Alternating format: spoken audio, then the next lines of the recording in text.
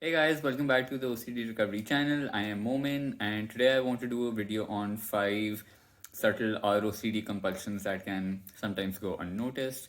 And I have just showered, so I just feel like whenever I do a video, there's something related to like my hair happening in the video. So I also have to like explain a little bit, but hey. Um but yeah, I've just like cleaned up a bit for the video, and also I did need to shower anyway. So if you like this channel, please subscribe to our channel and like this video and give us a comment, give us feedback, and interact with us, talk to us. We like to like talk to you guys and have more conversations with you guys. So I'll again, Nick is always after me that I'm making 40-minute long videos. There is one in the pipeline that will probably be 40 minutes long, which is my contamination OCD journey in depth, but I'll get to that later. Anyway, so our OCD compulsions that I want to talk about, and these are things that I have also experienced. So like in the past, I have had our OCD, and obviously at that time I didn't know I was experiencing our OCD. It was just like, oh, maybe I'm just feeling insecure or anxious or something like that. So anyway, yeah. So these are some things that I also experienced. So I drew like some inspiration from that as well. The first one is saying I love you, like especially before going to sleep or at times when you're feeling unsure of the other person's feelings or something, like you say I love you to see their reaction, or saying I love you before going to sleep, or making sure that the other person says it to you, just looking out for that phrase basically.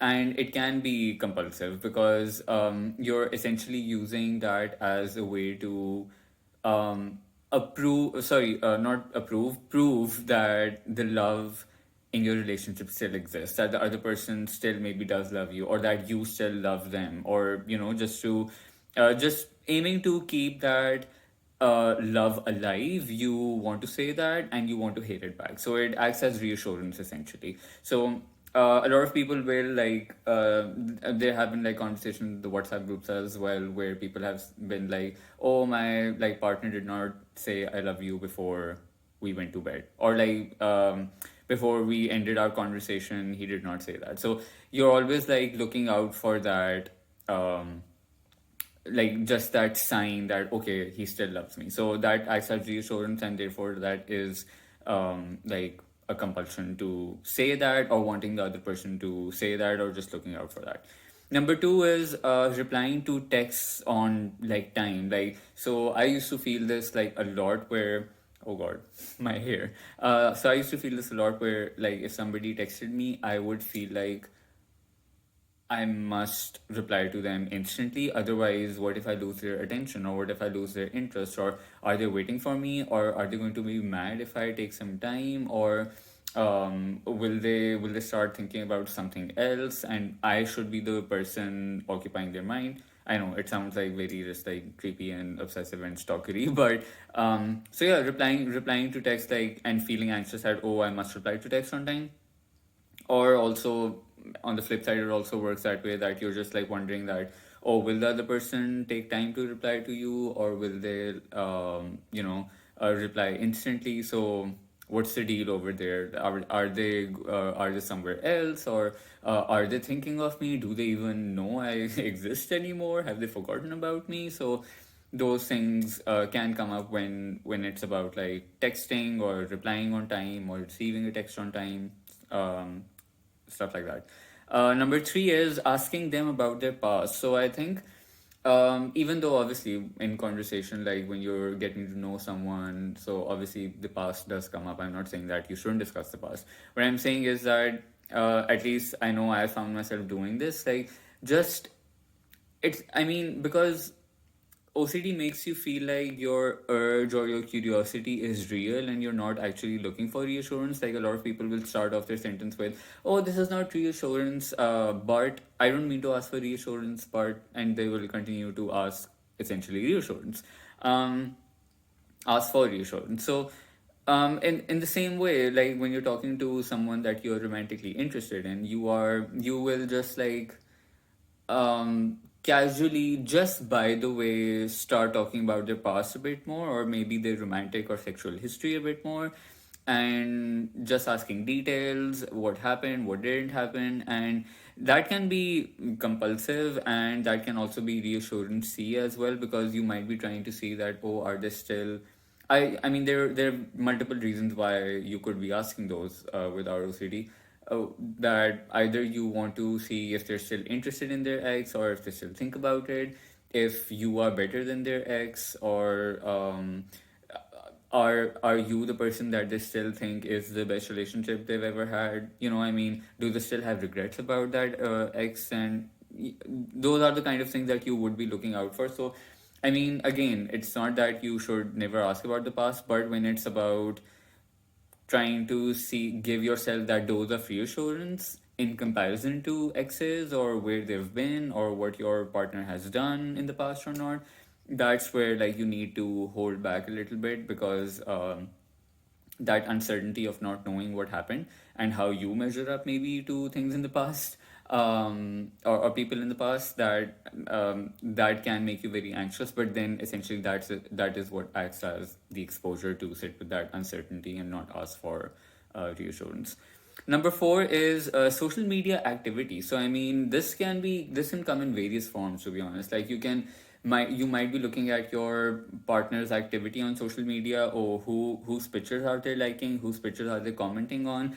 Did they comment on that with an emoji, or was it like just without one? Did they like all my pictures? Should I like all their pictures? Maybe I should like all their pictures, because that's what like people in a relationship do, and maybe that's our sign of love. If he hasn't liked my picture, does he not find me attractive anymore?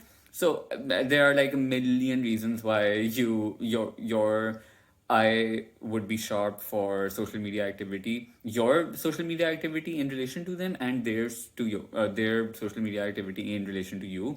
You will like look out for it, and you might be like scanning and seeing, and just casually, just scrolling through Instagram. Oh, he's like that, and so again, these are all these that I'm pointing out are things that we consider like routine things. Like, for example, even saying I love you is like, oh, I mean, partners say that to each other, so what's the big deal? But I mean, in our head, we are using that as reassurance very often. So these are like very subtle things, very under the surface things, which appear to be like just normal behaviors, just regular like relationship stuff, but we don't realize how much we are clinging our entire beliefs and contentment and satisfaction and happiness just on that kind of those kind of behaviors that we're doing. Number five is aiming for open communication, and I think like even on Instagram and like anything that you read these days based on relationship and relationship advice, everyone will always tell you. All posts will always say open communication is like key, and it's very important, and you must always have that with your partner, and blah blah. And again, I mean, I'm not saying that the advice is bad in and of itself. I mean, obviously, I mean, open communication is key in good relationships. However, we also have to understand that, especially if you have ROCD, you cannot just copy paste advice that you see on the internet or just around you to yourself, because you suffer from OCD. So that the context in which those words apply becomes completely different. You cannot. It can't. It's not the same. The context is really not the same. So you have to really see what works for you, what's helpful for you, what applies to you, what doesn't apply to you. It has to be modified to your um, I mean, to your situation, basically. So when we are aiming for open communication, I mean, even like trying to ask the other person about their past is kind of like also, I mean, you might count that as open communication and honesty, by asking details about their past and just making sure that, okay, you are special to them. Or it could also be just you confessing a lot because you want to maintain that open communication. And if you keep things to yourself, if you have, for example, fears of cheating, or fears of just liking somebody else, or fear of just any kind of fear of losing the relationship, or just being a dishonest person, or oh yeah, sorry, I was just thinking of the grammatical thing of this. But yeah, if you have that fear of being a dishonest person to your partner, you might be just constantly like telling them things as a means of confession, which is obviously a compulsion, because you're just chasing after that open communication. And that's also something that you might consider, oh, this is something that all partners do or should do, and that's what is advised by professionals as well and whatnot. But I mean, for our OCD sufferers, it doesn't apply that way. So what's really important over here, that all five of these subtle compulsions, they do correspond to like fears that you have related to relationships, which is obviously, you might be trying to keep the love and connection alive in the relationship through these compulsions. You're constantly trying to feel like happy and keeping the excitement going in the relationship, keeping the interest going in the relationship, that the other person remains interested in you and hooked on you, and you remain hooked on them and interested in them, so that like you don't lose each other's attention, or your attention doesn't go any other way, or maybe you don't drift apart, so that you're always like together. Wow, I mean, I'm just like, I look at myself in the camera and I'm just making these like really stalkery faces. I don't know. That maybe does not reflect well on me. Or you might be doing it so that to make sure that you still find your partner attractive, or they still find you attractive. For example, like the social media activity, that can often play into this particular fear. Or that, I mean, with open communication, for example, this is what I had really. I thought that I must have open communication at all times, because any like sad, bad, negative emotions and feelings and thoughts that there might be that go unexpressed, maybe they might fester and become like snowball into something bigger, and therefore I might start hating them, and it will make us drift apart, and it will affect our relationship. I even had this with friends, to be honest. By the way, it's not just like with like romantic situations, but also like friends as well. So yeah, these are like, and obviously, I mean, I might be missing, because the fears can be like multiple with this, but these are some of the fears that might come up, which is why you might be doing these like subtle compulsions. And even if you have like made significant progress with like ROCD and generally with anxiety, I think these are, some of these things are just like, again, because they're very subtle, these can also be the residual compulsions that are sometimes left. So it's really important to keep an eye out for them and be mindful of them when you're doing them, because cutting those out and really like seeing where you are maybe performing a compulsion and it's not just like a regular normal behavior, cutting those out can really take you even further ahead with OCD recovery as well. And of course, I mean, disputing your irrational beliefs over here is really important, because that would that, for example, that he must say I love you before going to sleep, or we must end the conversation with I love you. We must say I love you at least once a day. When we meet, he must like we must share at least one kiss when we meet, or I don't know, I must reply to him on time. These are all these musts and demands that you are placing on yourself, on the other person, and on the relationship itself. And obviously on life as well, because you think that that one person just defines your entire life, and that person's presence in your life is the only thing that matters. This relationship is equal to life. That's the equation that comes up. So you are basically placing all these demands. So working on unconditional self acceptance of yourself, of not like thinking that you are only that you can only accept yourself if you are a certain way in the relationship. Unconditionally accepting the other person and unconditionally accepting life, those are things that can really really help you in this. And obviously you can, I mean, with these do some mini exposures as well. So for example, if replying to texts is like a compulsion for you, you can delay replying to them.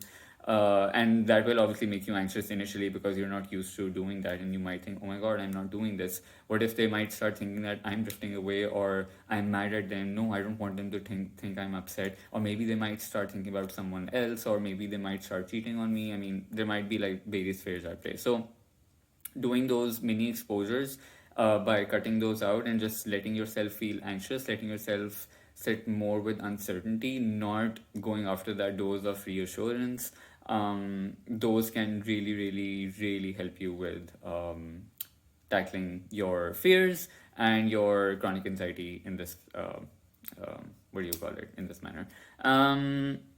Yeah, I think that's all I wanted to cover. And hey, it's 15 minutes, not 40 minutes, so I'm going to end this video soon. But I hope this was helpful. If you have any other subtle compulsions that you think you do, please feel free to let me know, and maybe we can also cover them in in another video that I might do on ROCD. I do have like some other ROCD videos on my list of videos that I have on my whiteboard over there. So I will be doing more of these. Because I've had ROCD, and reflecting back now, I realize, oh God, I mean, I was just letting so much irrationality drive my friendships, and also like my like romantic situations as well. So yeah, I'll talk to you guys soon, and take care of yourselves and be good. Okay, bye.